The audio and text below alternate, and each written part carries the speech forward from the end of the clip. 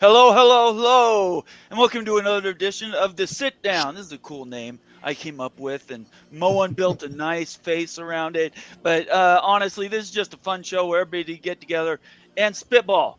And everybody knows I like doing interviews. Had a great show last night that I love having shows when I'm visiting on other people's platforms. And then tonight, here we are, back on the College Football Mafia Network and family of shows. With me tonight is somebody who I think maybe will pique some people's interest. That would be Immaculate. How are we doing tonight, Immaculate? Good, man. Good to be back here with you. Yeah, absolutely. Yeah, it's when we do these things, people better pay attention because usually it's around changes, things that are going to be happening or may happen soon or maybe don't, but you need to know the details about. So that's what we're going to do tonight. So we hope you're going to have fun. Go get a Coke, sit down. This is going to take a little time because we're going to go and set the groundwork with the governance and the CFP negotiations. That'll be pretty short. Don't get too tied up into that, but that's the platform and context we need to move to my Bombers Imaginary Super League that I've built, and I've got rules around it and everything, and I think it'll be if anything, it'll be fun to talk about, and Immaculate and I will actually do live editing. So if you guys have good comments, certainly if they're in a super chat, I'll probably add them to the slide. So that's just a little tease. If you want to make it on Bombers Super League slideshow, go ahead and give me a super chat and I'll put it on there. I want to thank everybody for being here. Make sure you follow both of us on Twitter. Subscribe to this channel on YouTube. We have shows and shorts all week long. As everybody knows, Wild Ute University is our platform that puts out some of the best content that members only will ever receive. And it's basically all the money and how everything works in college football and the whys of mergers, the whys of this school instead of that school, and all those things. That's all covered. And I'll pop that up here in a minute, but that's all on our main page. And it goes for members only. So we appreciate everybody for being here. I'm going to give you a couple minutes to say hello, Immaculate. Kind of let everybody know what you want to talk about tonight. All right. Well, first off, I got to say you're sounding an awful lot like Pate 2.0, kind of pushing for commissioner here. Am I catching this? I would love that. That would be my dream job. I admit it. All right. Well, yeah. You guys, hopefully by now, most of you know me and where I'm at, Immaculate View on Twitter, on X. Come back on here and talk with the boys on occasion. And it's generally about, like you're saying, around these times when the business side of college sports starts to pick up. And boys are picking up right now. I even kind of said on one of my posts here earlier that it feels like we're on the event horizon of something big. And if you know what that's about, it's pulling us in, and there's only one way to go, and that's right into it. We have governance stuff coming up here in just a matter of weeks. We may have CFP changes being announced here in short time. We'll get more into that, but I honestly think they're just sitting and waiting for ESPN's reply on it, and so it could be done like that as far as we know.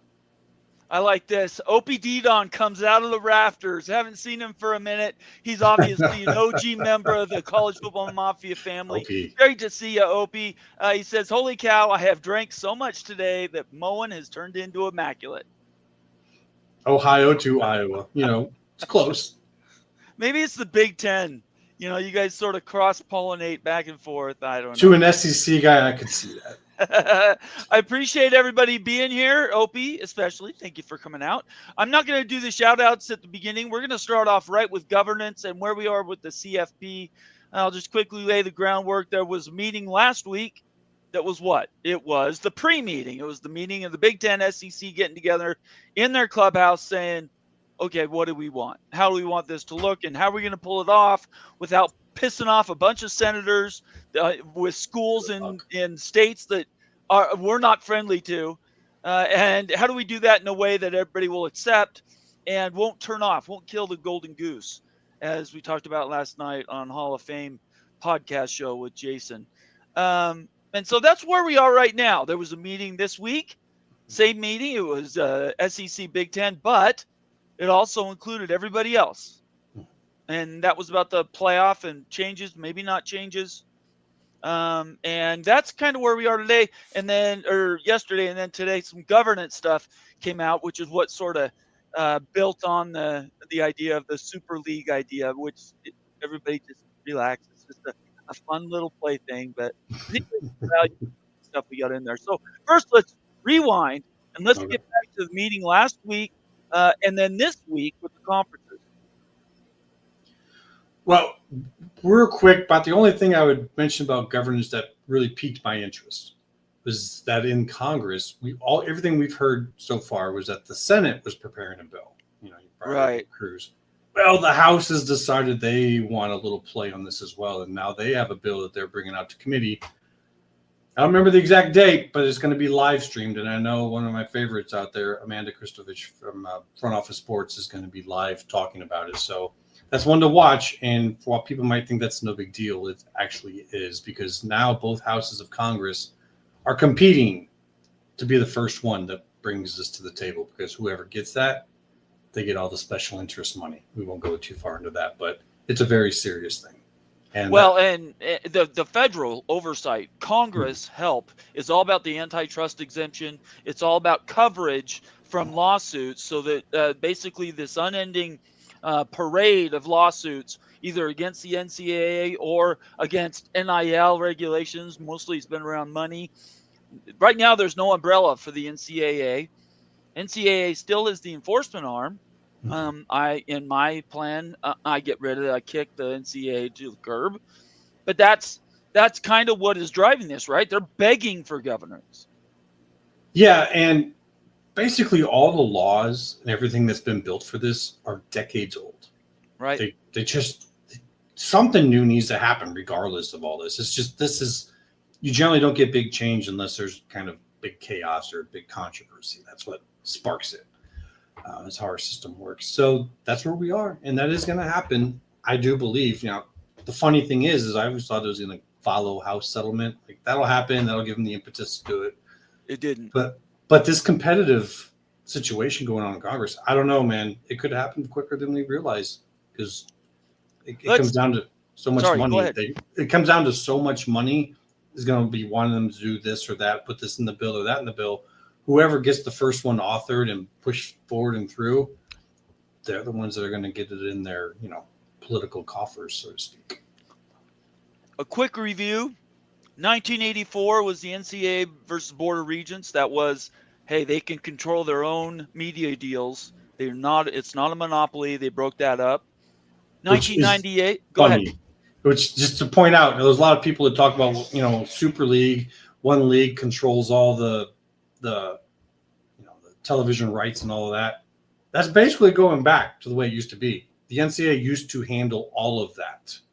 There used to be like one television rights deal. The NCAA handled it, and whoever they put on is what happened. It was very old. So just for people to kind of understand, like, that's actually how it used to happen.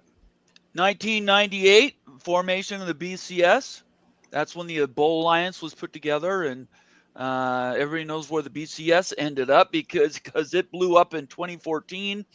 The CFP era begins. That went for 10 years. And then just 4 years ago now, name, image, and likeness has come in, and that's really what was the tipping point. That and realignment has completely reset what college football is, certainly, but also college athletics at a larger. And add to that, same year, 2014, that's when the Autonomous Conferences Board was created. Right. So that's all connected right there in 2014. It's really when this period started, and we're a decade in. So for people to realize, like, this is not something that just happened. Has there been, and I was doing multiple things today, so I don't know if I missed something, but has there been an announcement about a possible move to 14 teams for the CFP just for 2025, or any rule changes, maybe reseeding, not having the auto bids?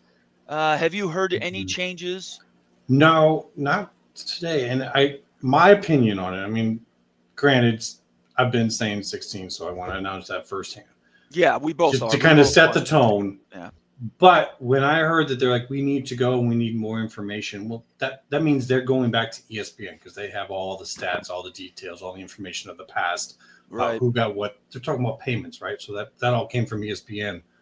So they needed word from ESPN.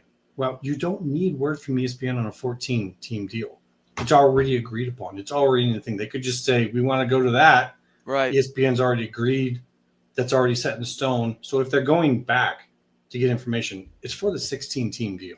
Right. So, and that doesn't have to be unanimous in 26, but in 25, that would require 10 conferences plus Notre Dame to all agree to the change.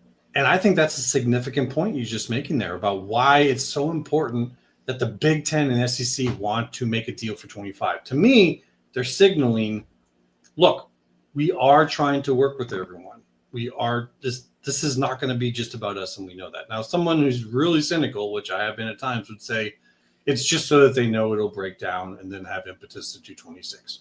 Fair enough.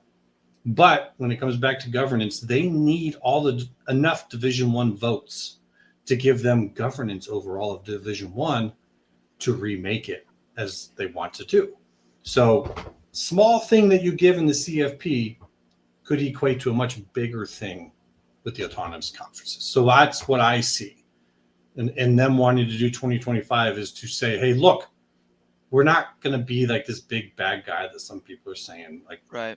We can make benevolent choices. We just need to make them more quickly, if that makes sense.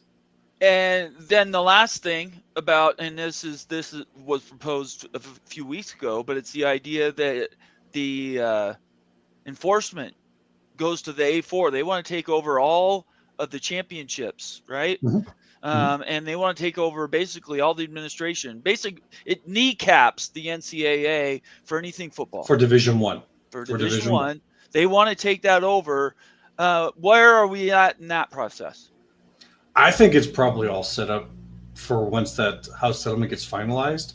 Okay, so the House settlement is the tipping point, you're saying? Yeah, it's in that. What I think happened was before they really got to dealing with the plaintiffs, you got the Power Five who strong-armed the NCAA saying, we have wanted this governance for a while now, and this is why. This is why we wanted in 2014. We warned you, and you just gave us very little.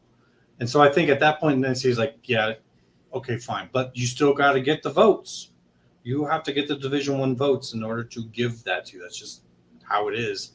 So that's basically, I think that they got that all kind of in work. And so now it's the game of getting people to align to it. But when they say creating, I think that the one that they won't be able to touch is basketball. No, I think basketball, everybody knows they're what make money. They're what keep the rest of the engine moving. Yeah. We're just purely talking about football here. And other sports. Like you've seen some things maybe about soccer and things they want to do to maybe try and turn some of these sports that are. Oh, that's right. No, I'm sorry. I said that wrong. You're right. It was all the championships. Was basketball excluded from that? No, they're not doing that, but that's a negotiating tactic because it's so like putting your foot on on the throat of the person, right? They know that's the thing that would kill the NCAA, and they're not. Okay. So I think that's where you give. Right. But, if we have 3 subdivisions, which you probably want to get into more later, they're probably going to set up a championship for each one of them. I think that the second subdivision is going to be a lot of G5 and FCS. That's going to be televised. They're going to have to set up a tournament for that. Yep. And it's going to have to get TV rights and payouts. And so that's what they're looking to do is like they're going to set it up. And so, if those guys are actually truly being benevolent about it, they might actually help you get ESPN signed on and everyone. So maybe they kick back from the bowl. Who knows? Contract, right? They could take money off of that and just give it to the lower divisions if you're building divisions. They could get money from that overarching. Who knows? Whatever that new apparatus that is just over football. However that looks, that's where that enticement would come from. Money would come from that area, and who knows? You might have schools that are right on the edge. Like there was a report today that Oregon State and Washington State might only do 10 to 15 million in the house settlement money. In other words, the money they give back directly to players, not going all the way to the 20.5. By the way, that's not going to be rare. There are going to be a bunch that don't spend that amount of money. Sure. But it's all part of the game. And I like what you said, it's negotiating tactic, right? Yeah. Nothing's really off the table. And there was a report that came out that the Boise State AD, I do believe, said 5 to 10. And Yeah, one of the things that wow. have been theorized is that second subdivision will probably be capped at half of the main cap. So that main cap is 20. That's going to Maybe. rise. We don't It's know good. right now. We don't know. We don't know. But I'm just saying you have to kind of set a line to where it's like, okay, you're here, you're here. Right. And that 20 million is going to go up, man. I mean, within a few years, that might be up to 30 million. Within 5 to 10, it might be 40 million. Mm-hmm. So if half of that is where the other one is at, right. in 5 years, if it's 40 million at the top end, that's 20 million. Agreed. So you can't just plan for like that first year. You got to plan for projections of where is it going to be in 5 years? Where's it going to be in 10 years? Are we able to keep up with this when, so let's look at that 29 to 30, 30 to 31, 31 to 32 window. Mm-hmm. That covers all three of the contracts, including the SEC, that can be renegotiated one more time. And then it's the ACC contract. So it's that window around 2030 plus or minus that people are thinking big plans. They could do different things. And that's kind of where my supra comes from. So we'll get to that. I want to do right out the gate. We had somebody, Bill G, another BYU guy, somebody that's been an OG. He was like first or second. You guys are awesome. You and Earl are fantastic supporters, BYU fans.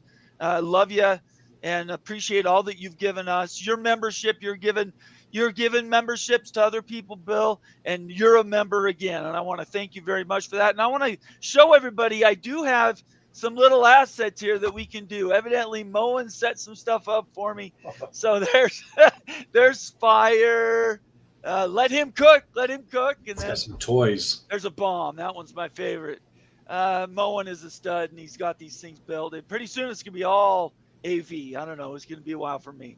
Anyway, Bill, it's great to have you back. Thank you so much. And I'm really quick. I'm going to pop to the membership window so everybody knows this is what I was talking about a little bit before. These are all members-only videos, and they're the best in the business, people. They're the best graphics. They're best researched, and it's the most unbiased reporting you'll get. You'll get opinion, right? Everybody gives opinion, but it's all based on baseline facts and then analysis. So the last ones that have gone out, the two that are the biggest for the Mountain West, Pac-12 and AAC, Mountain West expansion, the best Louisiana team to add, that just dropped. That's a members-only video. And then Pac-12 expansion targets, data reveals these best fits. And, those are the ones we're talking about. AAC possible. There's other movement between the AAC, Mountain West, and the Pac-12. We try to cover that in these. And that's what those member benefits are. So if you have questions about the member videos, shoot me a comment on Twitter, or you can post a comment right here in the comment section, and one of the admins will give you an answer about how that works. But to become a member, right next to the comment section on the YouTube feed, hit that $, become a new member, or do a super chat. Last but not least, you could give a membership. So let's do some quick shout outs, because I want to get to this larger discussion. I don't want to miss it. First of all, we got to get Moen his first in, and he says no Super League. Obviously, Moen's watching on X right now, Twitter, and his comment comes in flagged, no Super League. I will just say this, if you'll read my little teaser, it's Supra League, okay? This isn't a Super League, it's a Super League, and the nomenclature matters. Skaven, yes, checking in. He's really the first one in, saying, hello, gentlemen, go Big Red. Thank you so much, Skaven, yes, for being a member. Really appreciate it. We have a contributor extraordinaire. Hi, everyone, from Daniel Gayax. I'm going to see Daniel on Friday. We're going to go to a basketball game, West Virginia, BYU. That'll be a fantastic game. Oh, good Lord. Go BYU, Arizona State tonight. Let's go. Do the Arizona double. Thank you for being here, Daniel. Immaculate, you said hi. Nice. Yeah. Steele Austin, one of our newest members, come in, and he's been a great contributor, a good supporter. Really appreciate his membership. What's up, College Football Mafia? Let's go. I agree. Let's go. Let's see how many of these I can get in a lightning round. Cancer Combat. Hey, everyone. Good to see you, Cancer Combat. I'm not sure I've seen you around before, so welcome. Make yourself at home. Sit on the furniture. Do whatever you want. Just don't change the TV channel. That's all I care about. Everything else is on the table. There's a nice pool table down there, by the way. Hella college football fan. Another newer person to my viewership. I appreciate it. Got my Coke. I'm ready. Excellent. Actually, you might need cocaine, actually. You might need cocaine. Details. Joe Z checking in. Another valuable member of the Mafia family says, Georgia Tech drink. I'd throw in Syracuse in there as well. Let's give them a little run. I already did Opie's comment. Thank you so much, Opie. Illini Ted checking in for the Big Ten. Another valuable member of the Mafia family saying hello all. This Super League breakaway thing is about as much of a chance as Southern Illinois joining Indiana. Fun to debate, but not happening. Okay? Definitely not saying it's happening, Illini Ted. I'm just putting some ideas into the universe. Two Master checking in. Do you know what that icon is? That's the beers. Thank you. Hosting. The beers clinking. Cheers to you, Two Master. It's great to see you. And so I'm really glad you're back watching. I know you were off for a bit, so welcome back. Stormy Cyclone, another valuable member of the Mafia family, saying hi, guys. Georgia Tech, Immaculate. There you go. All these Cornhuskers and Cyclone fans in here. I'm feeling surrounded. Two Master follows his comment up with mowing streams can get a little wild. That's true. Mowing is a little. That's absolutely true. BYU football, I believe this is Shonsky. Yes, it is. Hi, everyone. Shonsky here. Thank you so much, Shonsky, and thanks for being a member of the Mafia family. Really appreciate it. Let's see. I'm just going down trying to get as many as new as I can. Troll Grinding Cheek Clapper is probably the most creative name in the house, which is Cal's biggest obstacle to joining the Big Ten. Can't pay off a stadium renovation. The Bay has a big pop, but small college sports media market, or Cal's AD not being a sports fan. First, what's your opinion on that? Cal's biggest obstacle in joining the Big is Stanford. Stadium renovation, I'd give them some time on that. They raised up their school, the School of Business dean to their presidency, so they have had a major shift change. Both them and Stanford did that, so they're kind of together right now. Big pop, small sports media market with the AD not being a sports fan. Well, which is the biggest problem, he's saying? I think Cal fans are good enough. Just they get spread out so much. But I think if in this new age, if they are successful, I think that they could pick that back up. I think they're going in. Who was the person that was just announced as their sports GM? That was North Carolina just did it, and then Stanford did it with Andrew Luck. California was Ron Rivera. Yes, that's right. So, I mean, they're approaching it in the same direction. Will it work? I don't know. We'll find out. But they seem intent on it, and that's always been Cal's biggest problem. They didn't care. Right. So with their leadership in charge caring, I would watch out. I will say this about Cal: if they want to care about sports, they can be one of the best in the country. No doubt. Them and Stanford. They just have to make the investment. So the only thing stopping them is really themselves and where they want to be. Yep. So I would just say, and also, you never know. In 6 years, we're going to talk about my idea. Maybe I have several ideas, but this is one of them tonight about where we might be with the CFP. It might not matter what conference you're in. They might not have to move conferences. So we'll have to see. But there are some challenges, certainly, that Cal has. I would say the biggest one is their own internal support. They have to turn the page and decide, are we going to be an athletic school or not? I think it's a lifestyle change more than anything. Expedition Greg checking in, saying, hey, everyone. Good to see you, Greg. Go Black 45, another one of the best names in all of my YouTube viewers. I love that. Yes, let the JV6 have their own playoffs. So that's what you were proposing, right? You were talking about potential a division. We'll just go with Division 1, 2, and 3. Don't worry about where they mean today. Just as a separation between types of schools and their support level. You're saying the Not just The them. G6, the G6 is essentially the Plus, second league down, right? plus some of the FCS conferences and some of their Right, members. not just G6. No, There could be others that play that. some of the FCS conferences and their members have already expressed their desire to move up and be opt-ins, so they would probably be there as well. And to me, that becomes interesting when your Cinderellas essentially become powerhouses. Right. Now, if it was just the G6, I'd probably be less interested. But when you start to bring up like a whole new crop of Cinderellas to go against them, right. I don't know. I kind of dig it. I think America loves tournaments. That's what I think. Oh, they'll sell. Absolutely. The postseason is so demand heavy and supply low. Yep. They'll sell. Especially in the holiday season when the bowl games and tournaments will be. When you think about the regular season, there's like how many games in a day, and then when you get to the postseason, there's like one. Exactly. Like that's it. So there's room. He follows that up with, hey, you can't blame USC completely. The Pac-12 had crap pay.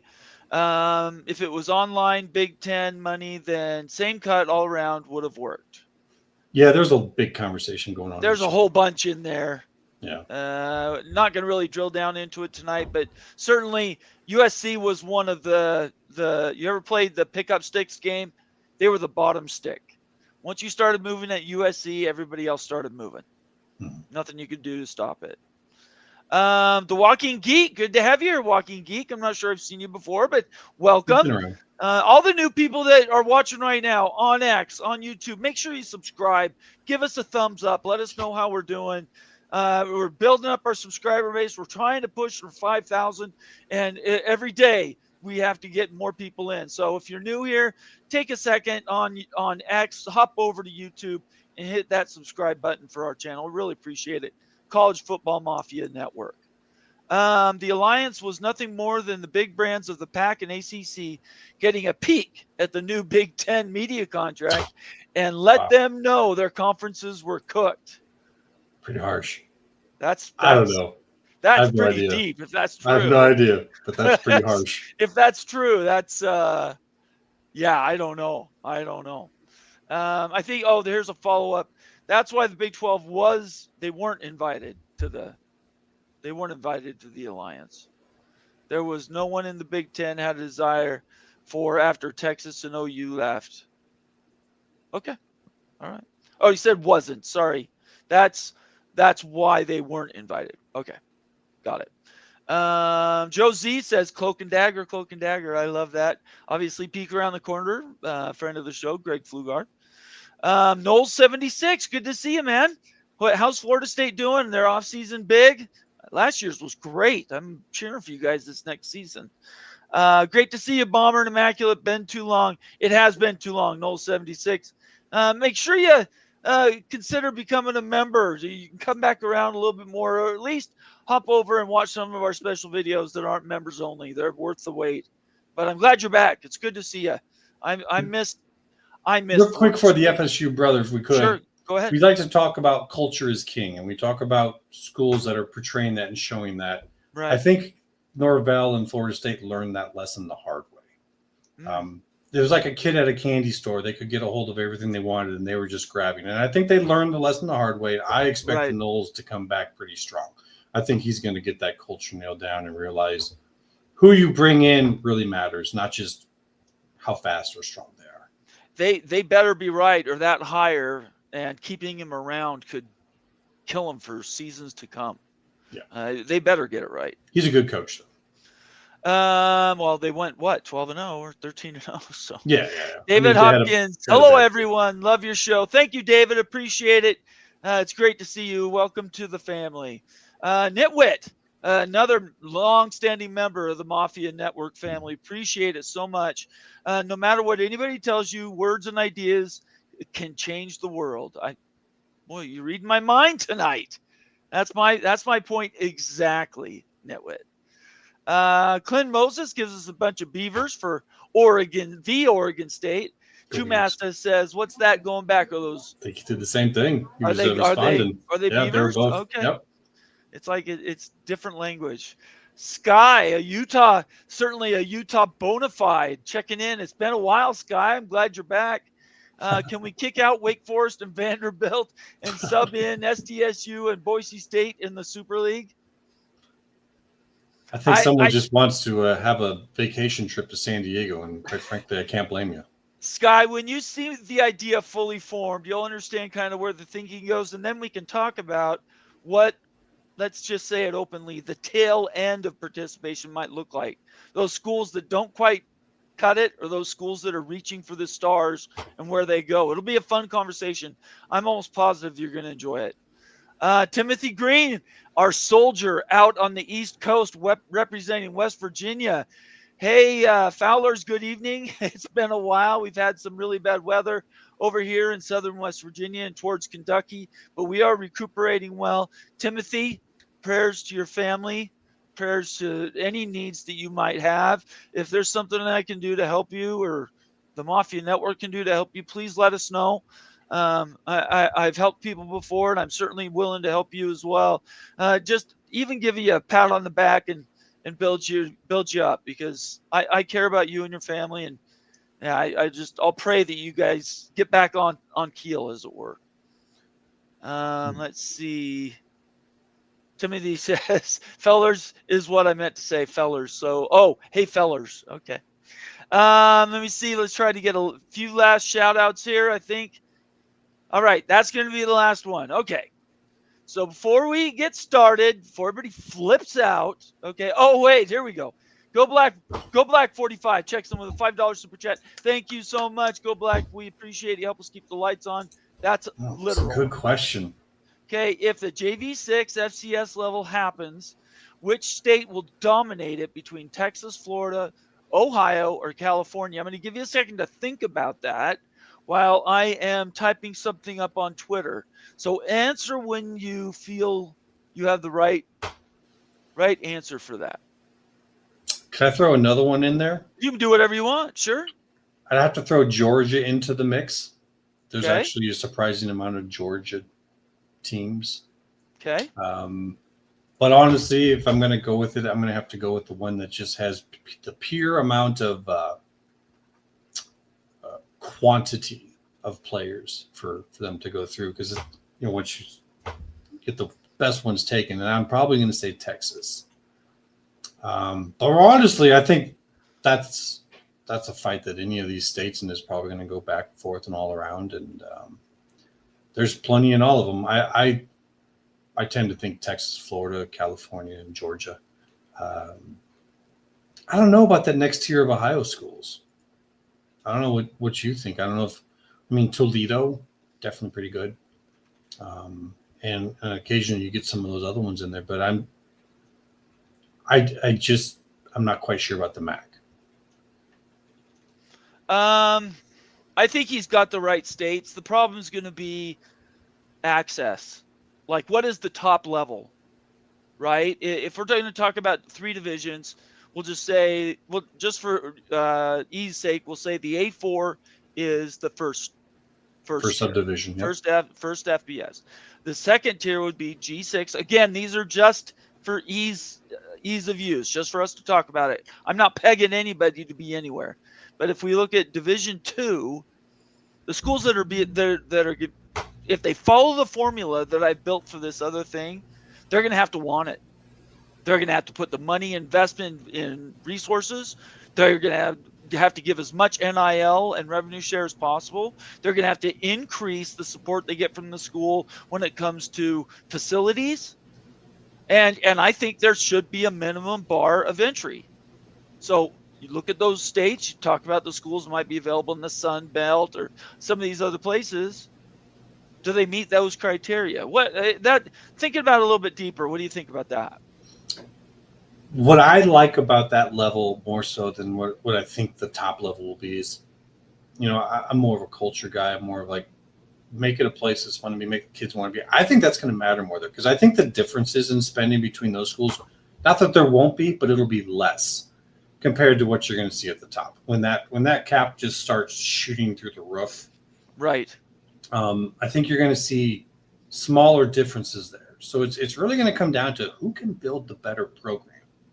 And I think it's going to matter there more than it's going to matter at the top.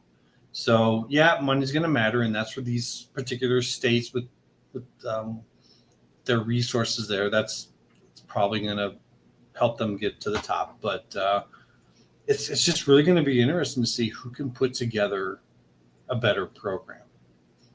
At the end of the day, isn't it about reaching for as high of a level as you can? Sure, it is. And one of the things that's going to happen, though, is those who put together the best programs are also going to get the most players taken from them. Right. By the next tier. So that's this whole new level. Who's going to put together the better recruiting programs? Because these are going to be the guys that are going to have to spend more time recruiting. Whereas at the top, they might start to spend more time taking transfers. Well, I will tell you this: whatever they build, if they decide to go that direction, it will be a lot more exciting than what we've currently got right now. I think that I get why people might be down on this possibility. Totally get it. I'm not going to poo on that at all.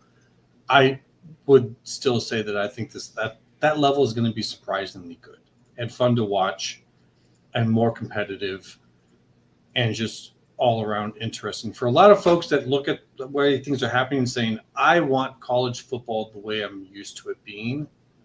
I think that's going to be that subdivision more so than it's going to be the top subdivision. Okay. All right. More action where there's less parity. That's the easiest way to put it. We'll have to see. It'll be interesting to talk about. So thank you so much, Go Black 45, for your super chat. I really appreciate it. And if I knew how to do a poll, I'd do a poll for you, but I don't know how to do that. So maybe I'll just say it to the air while I'm prepping my PowerPoint. What do you guys think? What do you guys think happens to answer to this Go Black comment? Because I think it has value. I just don't. There's so many moving pieces. Yeah. All right. I am ready. Are you ready? All right, let's see what you got, man. Let's see this. So just so everybody knows, nobody has seen this but me. I've hinted about it for months, and this is only one. I've got 3 different ideas for the postseason. This is probably the most off the reservation, okay? So you can quote tweet me. You can do all you want. Take the presentation out of context and try to make me look silly. But at the end of the day, this is just one idea that I think could work to build what I think would be a much more balanced and inclusive football tournament than we currently have. So I'll just run through the rules that I've put together, and then we'll discuss them in order. All right, here we go. I'm going to make us disappear. All right, so here we go. Bombers imaginary, okay, imaginary. Supra League, and it is Supra. I use that on purpose. Super is inclusive, Supra external. So I'm saying this is outside of our normal format, what we have today. So I'll just give you the rules. All SEC and Big Ten schools immediately included. They don't lose money. They don't lose status. They keep cashing their Big Ten checks from Fox. Nothing changes. Anywhere from 40 to 64, and I might extend that to 72. I haven't really centered on the final number, but the league or the division would be 40 to 72. Let's just say 72. Get as many in there as possible. Schools will be included, and then in red, I highlighted and put an asterisk. I think there is the possibility of using relegation to add to that bottom part of the division. So let's say it's 64. Let's say we settle on 64. It's square. You can build groups and schedules and everything else. Everybody likes square numbers, right? So 64 is the final number, but we decide to rotate out every year 4 to 8 schools. Okay? So the bottom 4 to 8 schools that don't qualify, and qualify would include win-loss record, thousands of measurements, right? But whatever it is, it would be 4 to 8 schools. They would drop down to what? Division 2, the division we were just talking about. And those schools now have something to play for in Division 2. They want to go up and play in Division One. So that's what the relegation would be. Doesn't have to be included. It's just a possibility. If you're trying to be more inclusive, the Big Ten and SEC are scared of pissing everybody off. They don't want to be sued. They don't want all the legal challenges that might come because if they broke away to do their own thing. That would be one way to solve that. I'm going to let you comment on this one. We're going to do these in order. So on the first two, do you have any comments you want to share on those, Immaculate? Do you want me to be critical? This is all for fun. Go ahead. I know. I'm saying the one situation that you would have to figure out is pay differential between the upper and lower. I've accounted for that because you're going to have schools that aren't going to want to make less money just because they get relegated. No, I totally agree. Yeah, so there's totally that. agree with you. Okay. I mean, I like these kind of ideas, right? Like as a fan, I think it'd be a lot of fun. Maybe, and you're saying, in the 30 and 31, whatever that could happen. Right. Possibly. We'll see what gets formed up here in the short term, and we're going to have a whole lot more information to be able to look at this. But these are kind of interesting ideas to seed, and get people thinking about maybe in the future this could happen. We'll see. Yeah, I mean, it's a pretty good thought. Okay. The third one down, money currently allocated to SEC and Big Ten does not change. Those contracts with those broadcast partners do not change. They get the money that they get, but in building this Division One, you basically collate the money from an exterior source. I'm thinking private equity. You would have to underwrite some of this stuff so that Minnesota doesn't lose a dime, and TCU doesn't have to spend a lot of extra money to participate. They make up the difference in what they're paid and what they get out. But it's really important that the schools that already have money don't lose a dime. Okay. Mm-hmm. And you know what? I forgot to say this. I said private equity is the engine of change. I want to go back to the Supra because I don't think I breezed over that because I'm excited to get through this. But the Supra really matters, right? This is above and beyond all the conferences. This does not touch you would not need conference realignment anymore. You could still do it if you wanted to for other sports, but this would be division above. So you have college football now, all the conferences, all the NCAA structure. We would be building something that's external to that, okay? So this would be a 40 to 64, 72 team league that would play to get into a 16-team tournament. We'll get to that in a little bit. At the end of the season, 1 to 16, everybody goes and plays for a championship. Do you have any questions about that? Because I breezed right by it, and I wanted to make sure. Are the schools that are in it no longer allowed to play against teams that are not? Because absolutely that's going to not. be changing. No, absolutely not. In fact, I think you could roll everybody back to 8 Division I games because everybody's playing the same games, and they're supposed to be playing with their peers. And then they leave 4 games so they can cross schedule whoever they want.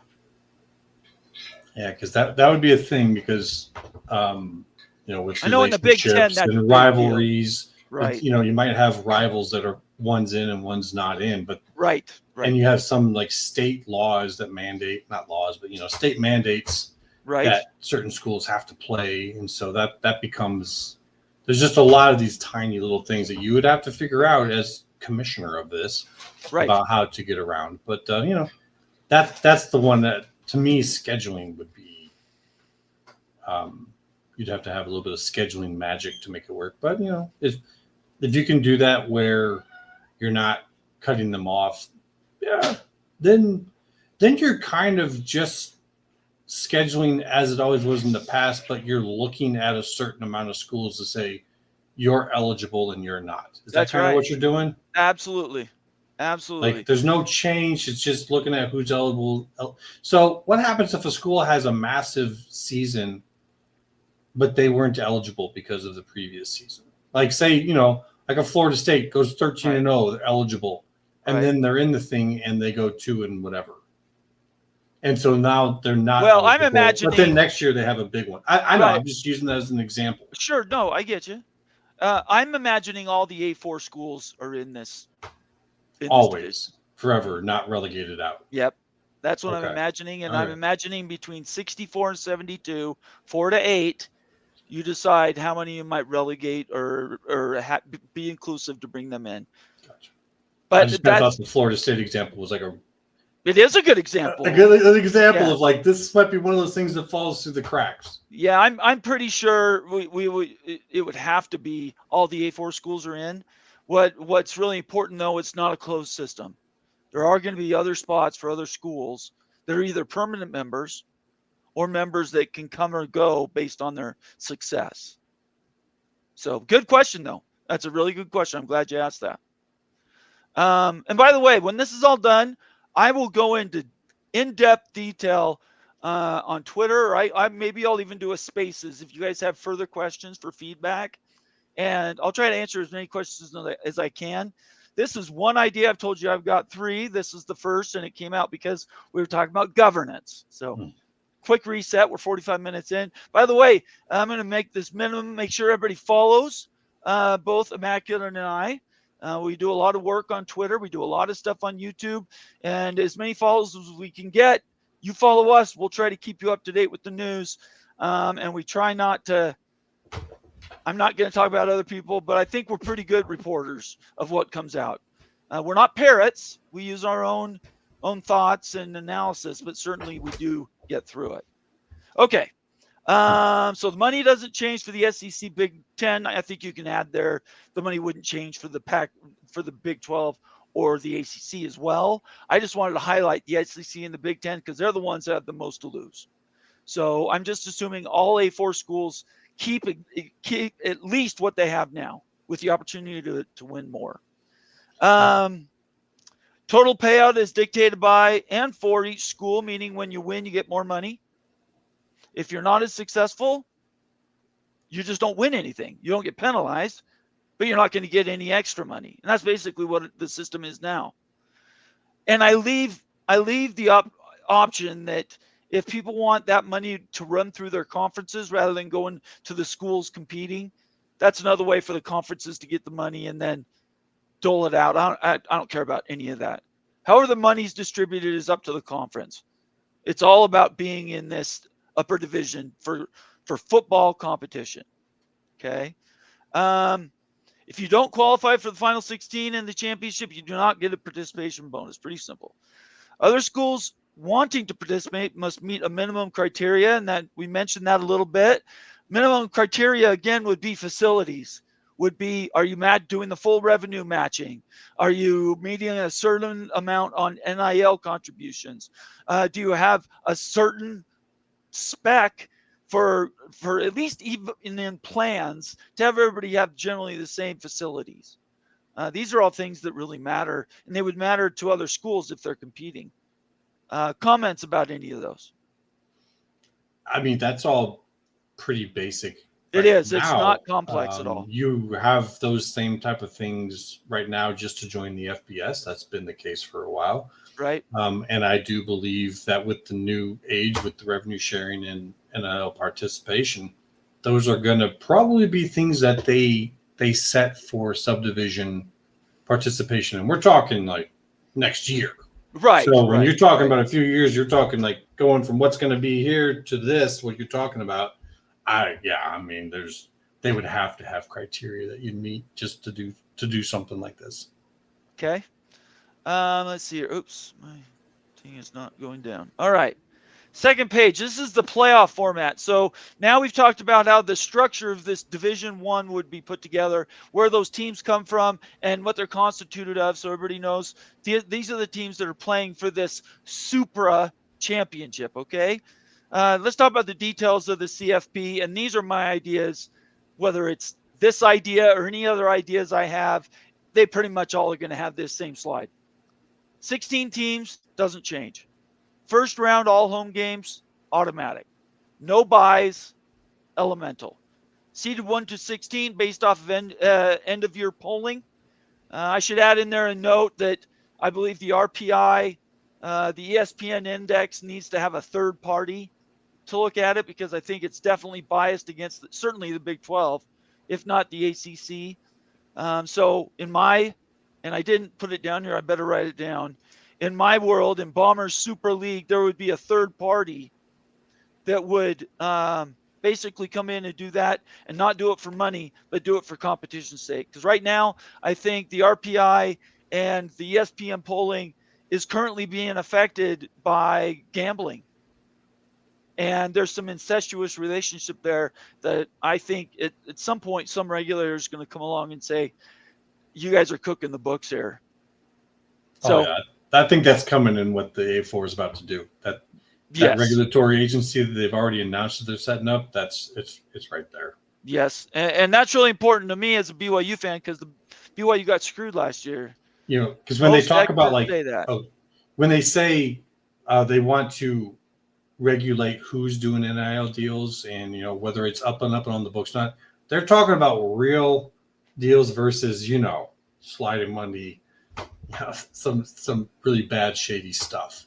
So, and they do that in kind of like a politically correct way when they talk about it, but that's what they're talking about. They maintain the integrity of the sport, so as much as possible. You guys keep your comments coming. I'm gonna work backwards through these comments. Obviously, super chats I'll read first, and I always defer to member comments. But I'm reading as we're going, and I really appreciate all the feedback. Already, it looks to me like America's not prepared for a relegation system, which is pretty simple. All I got to do is click on this slide and delete those two lines. So I'm not married to those. Those were just ideas, okay? Let's see here. Seeded 1 to 16 based off of polling. No reseeding, so no Oregon complaints. Oregon's number 1 seed. If they play a team that's just really hot, I don't freaking care what you're playing. What is it? It's 8 and 9, right? 1 to 16, you're playing the 8 and 9 winner. It's just the way it works. So anyway, no reseeding, no auto bids. If the negotiations go through and they decide to do a 4-4-2-2-1, whatever, I would leave that up to the Grand Poobahs. But in my plan, there are no conferences, so there's no 4-4-2-2 to exist. It's just the polling. That's what matters. There's no auto bids because there's no conferences. There might be divisions within this Super League, you know, a West and East. I don't know about that, but there are no separation points there. So auto bids is a non-issue. It's NA. I need to put that down. NA. See, I'm doing this live. Isn't this fun? Last one is prize pool, the money to be shared with either the schools themselves or their host conference. I don't care how the money part works, frankly. They'll work the money out. That's why when people argue with me on Twitter, when we talk big ideas, rarely do I include money, because to me, the money will always follow power. And me as an outside observer, I have no power in any of this, so I don't even talk about the money. Money's there. It's important. It will be sorted out, and the schools will get whatever they get. All right, Immaculate playoff format.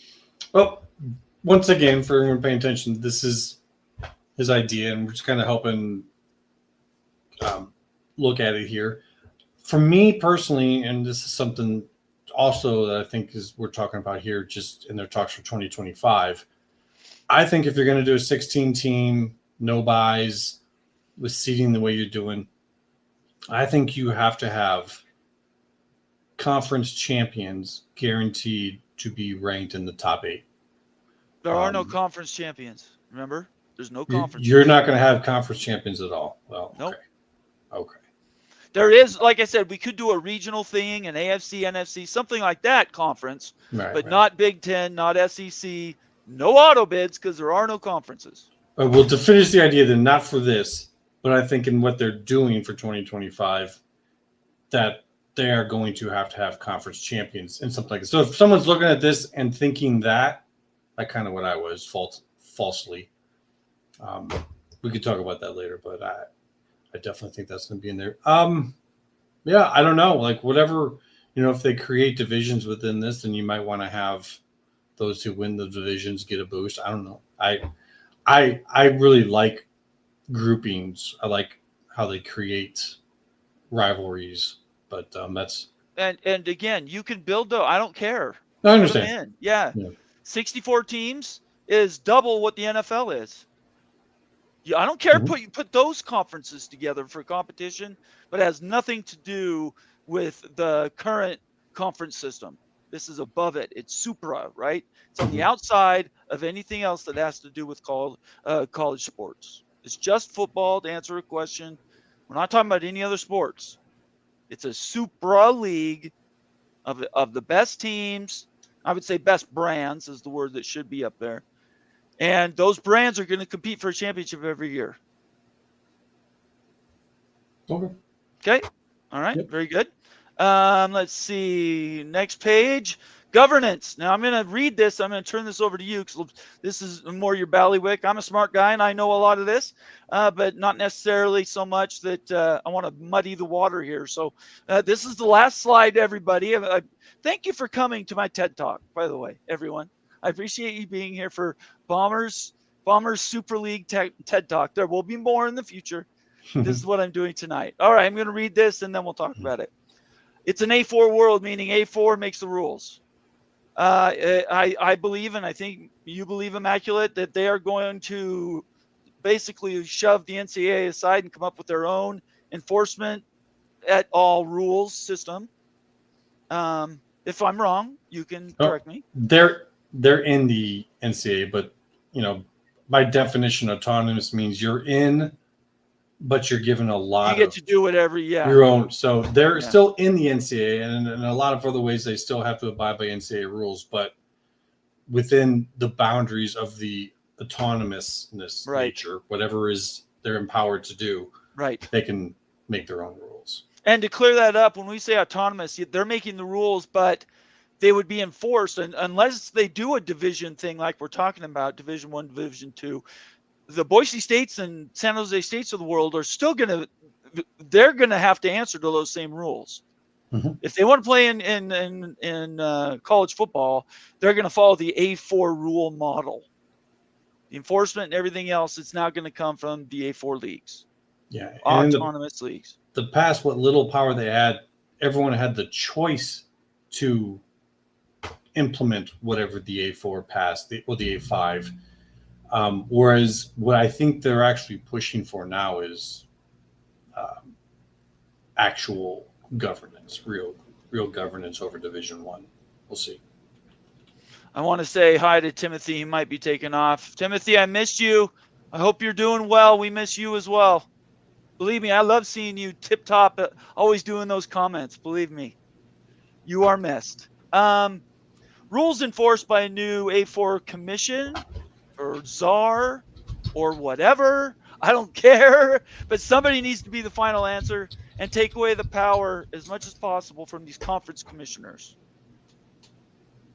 Oh, an idea I forgot to put on here is there needs to be the referees are nationalized. Yeah, I definitely think we're actually heading towards that soon. Yeah, I think we're already on that. Yeah. I just need to make a note of it because I didn't put it on here. The Super League is, again, we'll restate it. All Big Ten and SEC are automatically in. And then I'm assuming the other A4 schools which want to participate and they meet the minimum entrance requirements, whatever those are, they can participate. They'll be in. Any other school which meets the criteria, assuming there is a spot to be included, 64 teams probably does not include a G6. That's just math. 72 probably does include some. And if we're not doing the relegation idea, whatever finally comes out, and people, everybody needs to be prepared. Something is coming. We're just not sure what it's going to look like. This is one of thousands of ideas. But something is coming. We need to bridge the gap from the end of the A4, which actually I think this is wrong. I think there's 65 with SMU, and then you add it's 66 with Notre Dame. Do I have that right? I'll have to go back and do the math. I can't remember because 17 with SMU, I think it is 60. 67 maybe. I think it's 68. Okay. And Okay. Notre Dame is 69. So whatever that number is, that's what this They're on would there. be built around, whatever that number is. All right. Any other comments about this sort of sum up page here? I actually think that this is, besides the Super League itself, I think you're actually pretty close to what we're going to see sooner rather than later in 25. Like I said, I think they've probably got a lot of this already in place. The A4, I think the way they're going to do this is they're going to create like agencies and groups to do things. And then they will take their empowerment and place it in them. Whereas the NCAA is more about creating committees amongst their own people, right? Who often don't really know what they're doing. Yes. And instead, the A4 is going to create exterior groups and agencies that are kind of worked and operated by people of experience and knowledge. That's, maybe pie in the sky, maybe a little too optimistic, but I think that's the general idea. So that's what we're looking at here.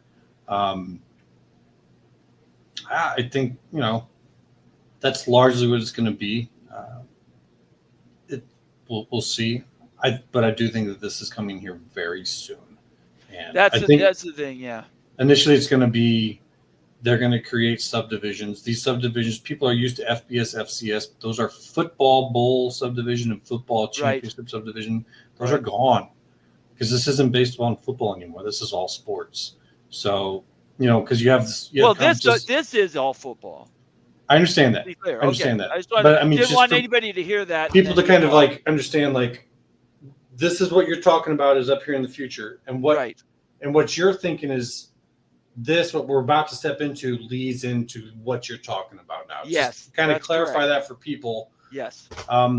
He's talking about the next step beyond the step that we still haven't yet gotten, and so I'm just saying for how I see this going from what we're about to have is that. The subdivisions, I think, is all we're about to get. Your conferences will be in them. Yes. And so depending upon how that goes, how that works out, then you might see some ideas like this pop up where they say, look, we need to tinker with this further. So I think it's a fair exercise to have and where this could go. And I was just commenting, I think that you're pretty much on with the governance and that we're going to see a lot of that here very shortly. I completely we see things a lot the same way. There's ways to get stuff done that might be different, right? The path to get to the destination might be different, but at the end of the day, I'll let you speak for yourself, but in my opinion, I have done everything possible to be supportive of the G6 conferences. I am a number one cheerleader. I'm not new to the party. Been doing this for years now. This is my third year supporting Pac-12, certainly Wazoo, Oregon State, and then Boise State and everybody else that's in these conferences that have been disenfranchised. And the reason is because I'm a BYU fan. So I empathize with all of your pain, and I'm trying to come up with ways that we can be inclusive and bring some of those in, right? Mm-hmm. I think at some point, though, there is a maximum number. There is a maximum number. I don't know what the number is going to be. I forgot to edit this. I want to go back to 72. 72 is not very many more schools. So how do you go bigger? Let's just ask a question now. How do you go bigger than 72? Look at March Madness. They're already talking about going up to 76. That's for a tournament. Basketball is different than football, though. It is, but you're talking about a whole season. They're just talking about a tournament, which is winners. Right. So, I don't know, man. That's honestly, this is I've not really given this stage much thought because I think that once we get finished with where we are, there's going to be so many variables. Oh, sure. Kind of chaos theory of stuff that we couldn't predict. Certain schools are going to find great business success that maybe you wouldn't have pointed out. And in a couple of years, they're just going to skyrocket. And you're like, where do these guys come from? So So I That's don't true. know. And there's just so Well, many Sacramento variables. State is a great example. They put their Yep. foot in the ground and they're pushing Yep. forward with their shoulder, and we are here. We want respect and we want to be included. I think that that takes a lot of courage. Yeah. And I think that their president kind of gets it, like in this new age, people want to see you engaged. Whereas a lot of other presidents, I think, are stuffy. Yeah. I don't mean like derogatory, just kind of like in a, I don't want it. Like they're so busy, they got a lot on their plate, man. And so they just don't engage. And he's making it part of his job to engage. And I think that even if you know, people who talk about it, I think if they're being honest, they say, I do like that he is engaging to that degree. And so I think that that's kind of the future for anyone who wants to work their way up and build that front porch. Yes. You've got to sit there yourself and be available. So look what we got here. 5 memberships gifted from Earl Carr in the house, representing. Everybody knows I don't have the special sounds and stuff, but I love all these new graphics. Nice. Look at this. Moen's got it making rain. Earl Carr, thank you so much for not only being a member, an OG, somebody that comes in and contributes, and certainly all of your gifts of memberships. I appreciate them.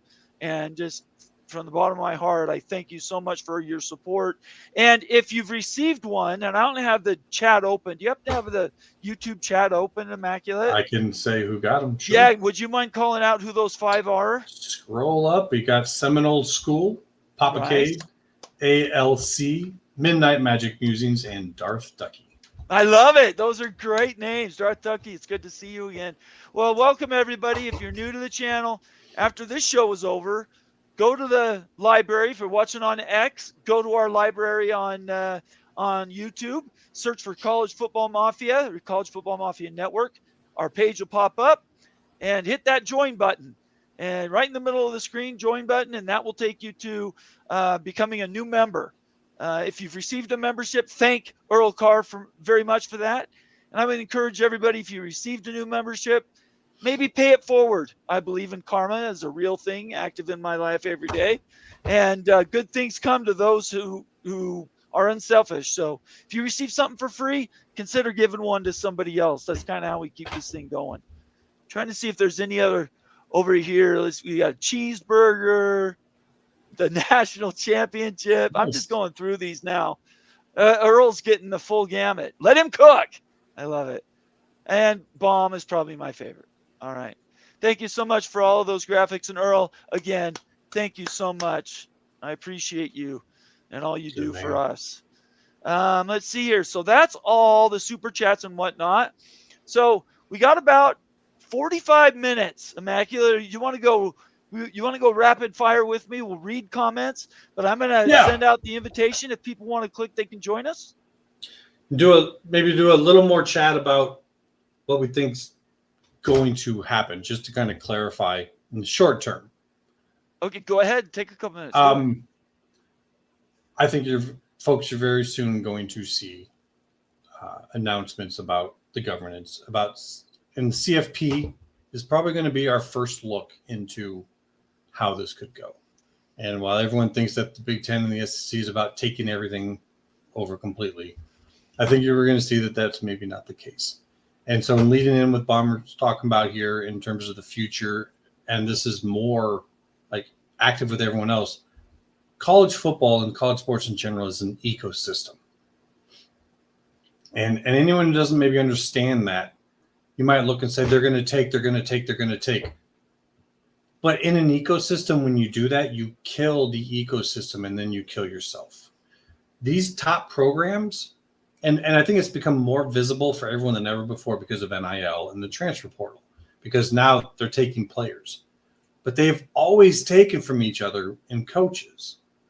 They've always even kind of taken each other's like recruiting. They watch where they go and recruit. They get rid of the spring football games. It's there, but that's because it's becoming competitive. I know from time and time in the past, Iowa would do a lot of recruiting on guys, and Saban would come and always take one every damn year. Yeah. You'd have them just about ready to sign, and Saban would be watching to see who's Iowa signing, and he'd come and try and steal a lineman or a tight end from them every year. So it's an ecosystem. And so these folks at the top know this. They're not trying to kill the ecosystem. They're just trying to get as much out of it as they can without killing it. So we're going to see this future come up here very soon. And I think the 2025 CFP will be the first look at it. And I am hoping that folks will allow themselves to be impressed and allow themselves to be surprised. Because I think we are getting 16. We've talked about this, and this is something that you've been on from the beginning when there's a lot of people who have pushed back. I don't think you have, because I know I've taken a lot of pushback on it, but 16 was probably always the thing. Yes. Because no buys. They do not want the buy. Guys, there is zero. There's not very often when you get zero evidence on something. Yep. There is zero evidence that the buy helped anybody. Yep. But there's plenty of evidence that it was bad. And there's tons of evidence that the home games not just helped in that game, but slingshotted these guys forward with like an energy, right? Like, because this is college football. And they also get additional revenue from the you get a little bit. Games. The tickets are all sold by CFP, but you get all the rest, right? You get the coverage, you get concessions, you get the energy, man, because like 65-70% of it is your crowd. Oh, this sure. is a huge event. These the kind of the energy, the vibe in those places was as good as I've seen all season. Like, you want to have that there. And so it's a huge thing. And those teams that won those got a big boost going forward. And so I think that's what everyone wants. I mean, if you're the Big Ten and the SEC, do you really want 14 where only your teams are getting that bye? It's broken. Yeah. So I just challenge people to allow themselves to be surprised this time around. I like that. I like that perspective.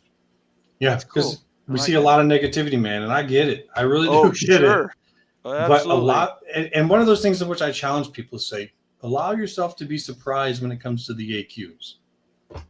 And I've got a key code that I use. I don't know if you want me to bring that up, but I say, let's save that. Let's not do that tonight. So that's just it.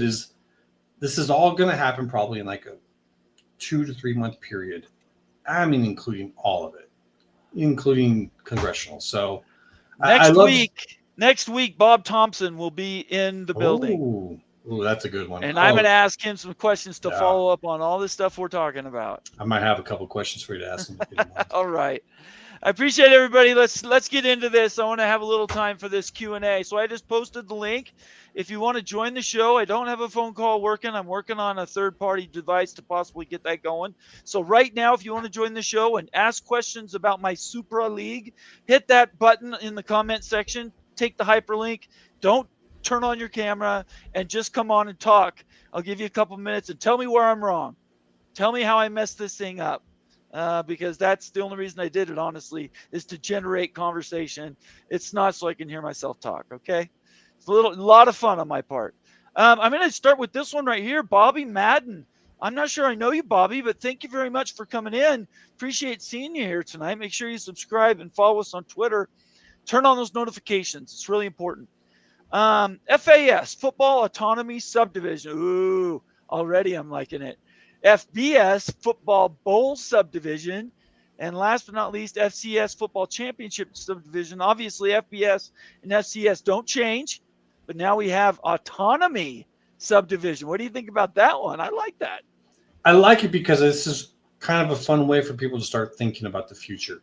Yes. What first critique I got to say to our brother here is going to have to take football out of it. Going to have to come up with names that don't have that because it's all sports now. But you know, this is a good first way of thinking about it. So I applaud him and would challenge others to do the same, like what Bobby here is doing, and just start to think about this in the future. And like, okay, how do we arrange this? How do we do this? I've come up with my own theory. You know, it's the max, like what he has, Football Autonomy Subdivision. That would be the 100% opt-in down to 51% of the cap. Yeah. Second one would be at 50% to 1%. Okay. And then the Football Championship Subdivision would be 0%, no opting in, no spending at all. Okay. I think that's where we're going to be. Just very good. Based upon some numbers we're seeing. So, but yeah, I love it from him and hope to see kind of some other ideas from others. I wrote it down, Bobby, just so you know. So if something pops on it, you will get credit from me at least, okay? I appreciate you being here. Thank you for the comment. Steel Austin, resident Ute in the house. On-campus games are the best environments, emphasizes the regular season to get higher seating, and is better for fans not having to travel to so many neutral site venues. Steel, you could not be more accurate. Everything you said there is 100% right. You want to add anything to that? It's spot on. Yeah. There's not much to. Yeah. Yep. That's all. And I think that they found that those were even more valuable than they thought they would be. Not in terms of just like money, but just in like propelling your team forward. Yeah. So much momentum so was huge. I think the second week we might find out that they're not going to be bowl games. I think that those might be a second week of home games because they can get better ticket sales and more people there and more energy. The thing with the bowl games is people watch those games. It's crazy. The matchups are whack, but people watch them. They're very popular. The Bulls want to be. I hate games. Bulls.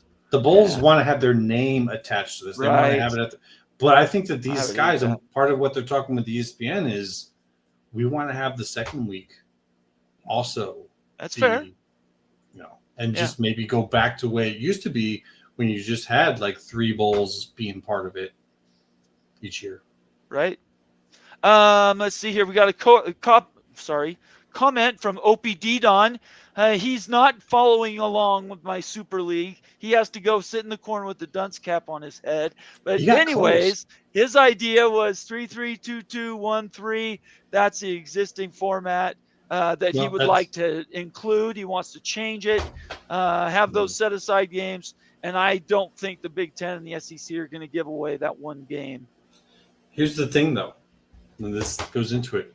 I know they're talking about 4, and he's at 14 here, so I'm saying add 2 more. Right. And make them at large. What I would do is I add 1 to the G6, so you have 2 at larges. But you don't have a protected game at home game like the Big 12 and the ACC will. So they don't have a guaranteed spot in the top 8. Okay. And then it'd be 4 at larges, so that there's still plenty of controversy for ESPN because they're going to want that. Right. But with 3 instead of 4 for the Big 10 and the SEC, with 4 at larges, they're still going to get 4 teams in every year. Sure. There's no guaranteed spots. It's just not guaranteed, but it's an easy giveaway. And what I was talking about earlier for governance is to get some of these other people to vote for you is say, sure, we'll give you this. When in reality, I would love that. In reality, we're still going to get our 4, but here we're gaining this negotiation leverage for giving that. When in reality, we're still probably getting the same thing anyway. It's a win-win. It's a non-issue. It's a Don Quixote type of idea to do 4-4-2-2, knowing that they're going to get an extra game anyway. So why fight a fight that is unnecessary? And so you're going to get that 4th team in. So you're expanding to 16. You're going to get the extra slot, probably 2 or 3 extra slots. Quit arguing about it and just give it to the schools so you can at least say, see, we made it. It's there. You guys just can't qualify for the spot. We're the good guys. You can trust us in charge of Division 1. Yeah, trust us. That's funny. I mean, but you look at it and say, hey, they did back down from 4, right? That's what I'm saying. Why fight an argument that you don't need to? I think they're setting up for that. Go to 16. Go 3-3-2-2-1-5, and you're going to get your slots anyway. It's just telling you, it's Don Quixote in his ship of 1,000 miles or whatever that was. Anyway, Bob Thompson is great, says Stormy Cyclone. He's the OG. Mm-hmm. He is actually the godfather of everything, pretty much. Realignment, media money. He knows how everything works. He's our consultant in the house, and Stormy says Bob Thompson is great, but he never gives us the full scoop. He knows more than what he lets on. Just so you know, Stormy, I know more than I let on. Okay? So it's not just Bob. Bob and I are in a really good trust relationship. There's stuff that I sort out and he confirms. He doesn't outright give it to me. But there's just, he's a consultant. He gets paid He gets can't paid say for everything. what's in his head. So he's not keeping it to make you upset, Stormy. And I know you know that. He's keeping it so he can make money off of it, because that's And his he has stock and agreements. He's got NDAs too. trade. Oh, of course he does. In fact, So him coming on the show at all, we're the only sort of normal show that he goes on. He does something with Wilner and Ken Zano every once in a while, and 365 Sports. He doesn't go anywhere else. So that means, you guys are the smarter than the average egg out there, the followers of this College Football Mafia network. Just saying. Let's get to some more. Oh, I posted the join link, StreamYard link. If you guys want to join and just come on, just say a couple comments. Click on that link. It's really not hard, I promise. Come on and give us a comment. I love talking to people. I need to get phone calls working. BYU football says just take the P4 teams and add 10 G5 teams that are in on revenue sharing. Is that how you do it? I mean, that's a simple way. Sure. Qualifications, what those measurements are, who qualifies and why. That's where it gets murky. Yeah, it would just the scheduling. That's the only thing I'd once again touch upon is scheduling. When you're bringing in, moving out, who's in whose conferences, who's normally scheduling against who. Right. That's where your money would get made. Like, who's going to be your scheduling wizards to figure all that out? But if you can get that all figured out, I mean, anytime you can get more people involved, it's probably good. Steele Austin again says it's fun to think about, but it seems clear that the max number of teams is going to be 48. Fox, ESPN are paying for this, and it seems clear they aren't wanting to pay for more teams than that. I don't know that is clear, Steele. I know this: the larger the catalog of games, the more money the broadcasters make.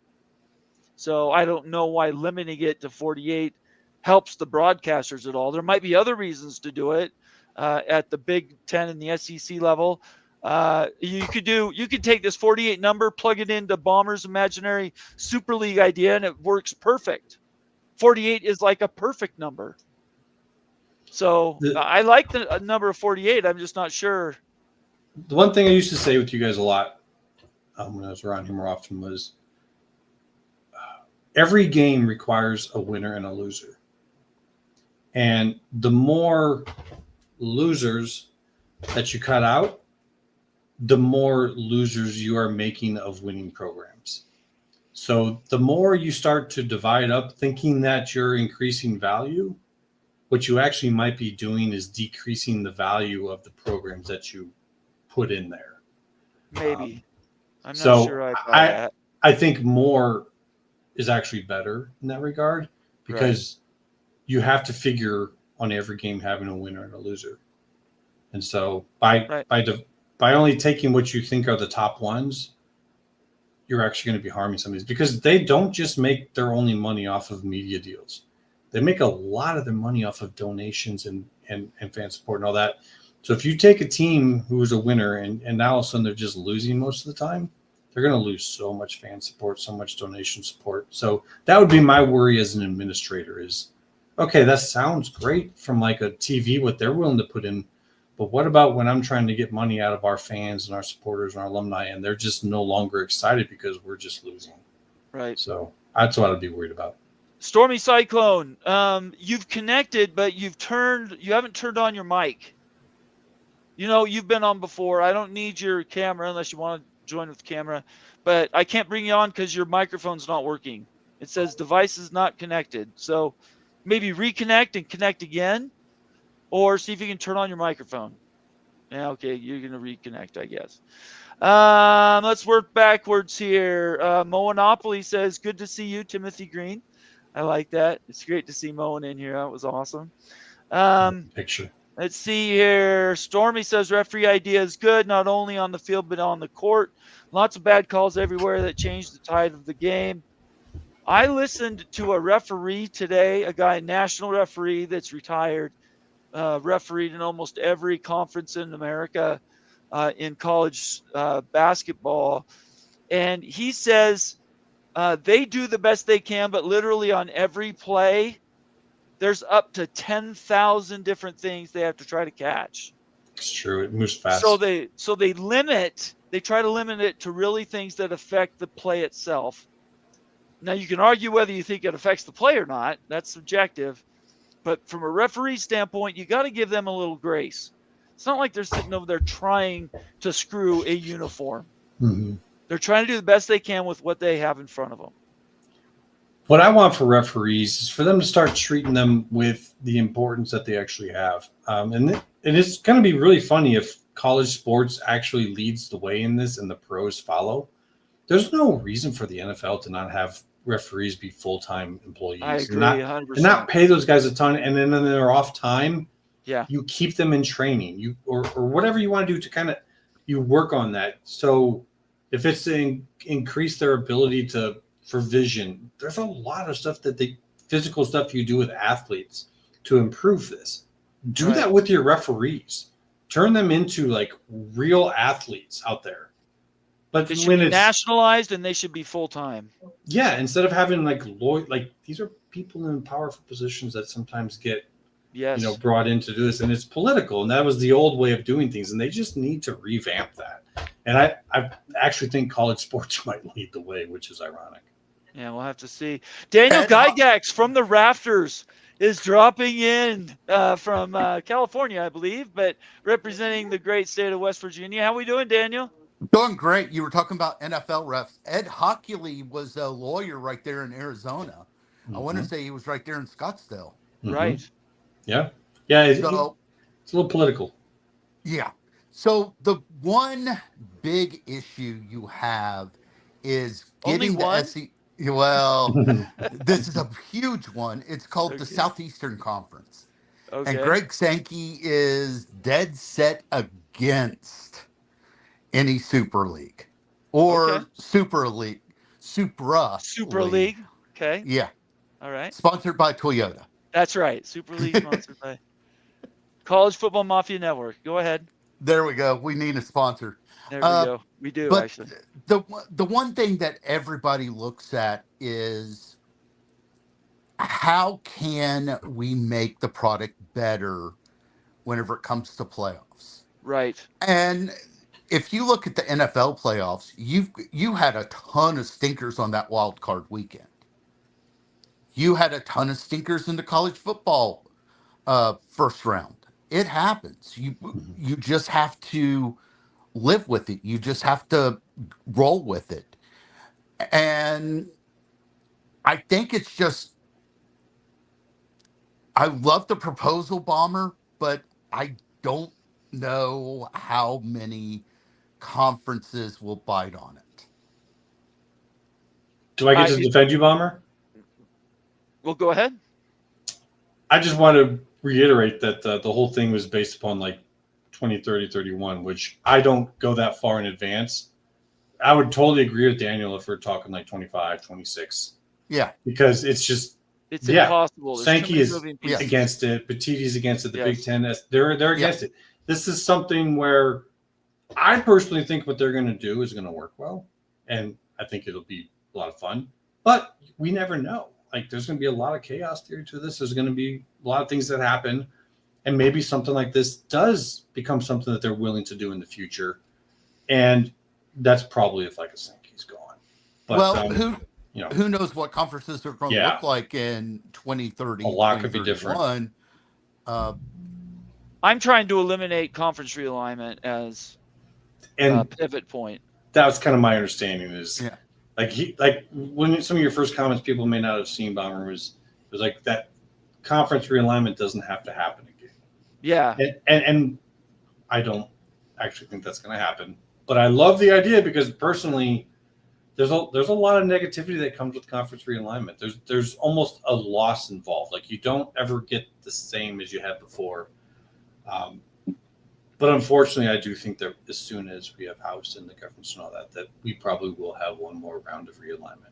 Consolidation will continue for sure. How many schools moved after Texas OU announced? 41. He's going all the way down. You went. How far back did you go? It's like the puddle effect, right? It expands. Yeah. Oh, yeah. I'm talking about from the time that Texas OU announced through Right. everything that happened with Right. FCS, G5, everything else. 41 schools moved. Wow. Okay. Yeah. So we're I'm trying to talking. eliminate conference realignment in total. This would do that.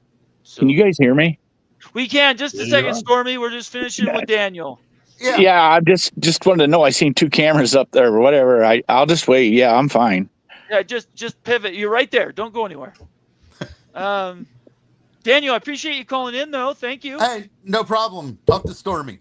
Yeah, we will. We'll Yeah. see you Good later. to talk to you, brother. I see All you. right, bye. I'll see you on Saturday. Absolutely. Well, Friday night, right? Yeah, Friday night. Yes. Okay. All right. See you then.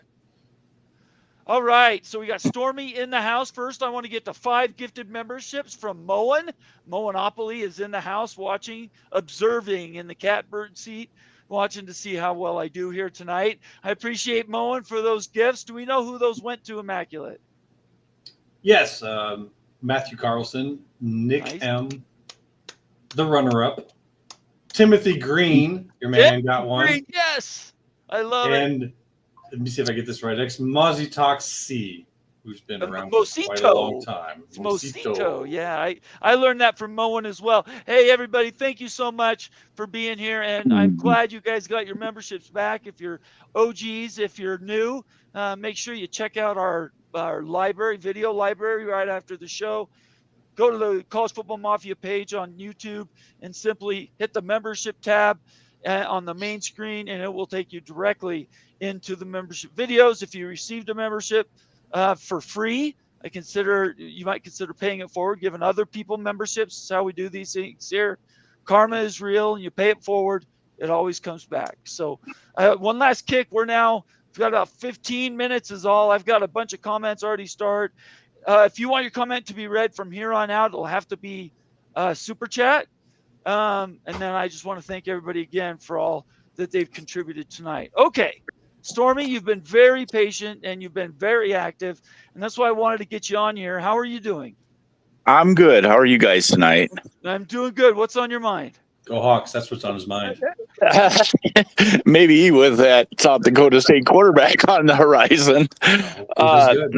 My question is actually for Immaculate, and I don't know. I didn't join the show right away tonight, but pertaining to the SEC and a number of conference games, and I was just curious here. And it kind of pertains to me and you, or our teams with Iowa and Iowa State. How this is all going to shake down. Has anything been announced on that? Whether they're going to go from 8 games to 9 games, and how that affects?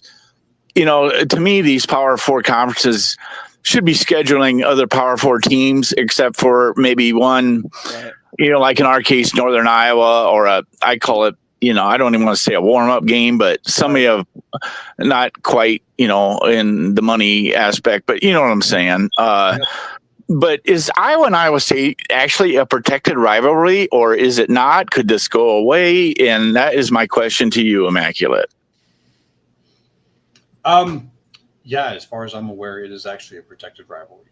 And it's not the only state in which that is the case. So for them to do that, what it tells me is it's meant a little bit more for the future. Remember, these guys know what's coming. They know a whole lot more than us. So sometimes what we see is based upon what's coming. And I think when you talk about the Big Ten and the SEC having a scheduling arrangement, they're not going to do that as long as there's a risk. And so to whoever loses in those games has a risk of that harming them. So I think that they're not really going to do that until, dare I say, out of conference games are exactly like or just a little bit more than an exhibition game. And when that becomes the case, you can have that and our rivalry games, right? And still have a cupcake game at the start. Like Iowa could play Northern Iowa and then Iowa State and then one SEC team and then off to the races with the conference schedule. So I think that they have to take into account our rivalry style games. Okay.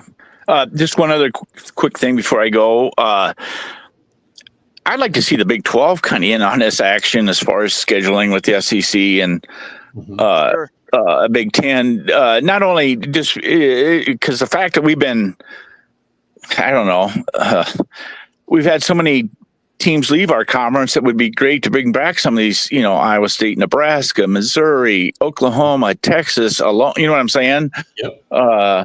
But I don't know if that'll happen, with the SEC and Big Ten. But I sure hope, Yormark goes to bat on some of these things like that. You know what I'm saying? But that's the only thing I got. What do you think of that idea? I'll just say real quick, and this is the bomb going on that. I would say watch what happens with the A4 when the SEC and the Big Ten are talking a lot now to kind of push ideas. Right. But at some point in time, that advisory committee stuff is going to mean little to nothing because they're going to be talking with you guys on that board. So it means something now, but when that A4 is empowered, those advisory committee talks between them are going to die down to almost nothing. So that's when you guys can say, okay, we like this idea. We want to be part of it. So for Big 12 and ACC fans, I'd say when that day comes, watch for talk like that to arise.